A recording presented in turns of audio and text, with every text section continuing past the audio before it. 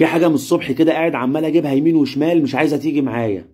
احمد شوبير بعد فوز الاهلي على بيراميدز وحصوله على الكاس طلع يقول لك لا جديد يذكر ولا قديم يعاد، وكان بيتكلم كده صدغ كده بفوز الاهلي بكاس مصر.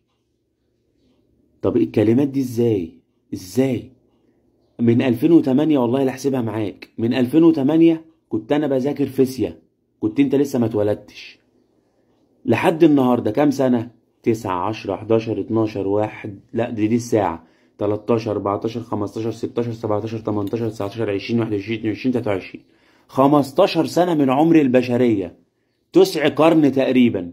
الاهلي واخد فيهم كاس مصر 3 مرات والله العظيم زي ما بقول لك كده. 2016 كنا مجهدين شويه، قلنا الدنيا خلاص مش.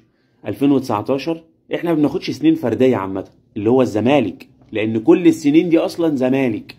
و2023 دلوقتي او 22 الله اعلم هو قديم ولا جديد، بس 3 كاس في 8000 سنه، ولكن لا جديد يذكر ولا قديم يعاد. طب هل ده مش كذب؟ طب ده مش نفاق؟ طب ينفع في رمضان؟ لو بره رمضان اقول لك ماشي عادي الدنيا بتمشي، ولكن ينفع في رمضان؟ ينفع مع الاهلي يمشي برضه، كل حاجه مع الاهلي تمشي حتى لو الكذب او النفاق. فلا قديم يذكر ولا جديد يعاد، وصوما مقبولا.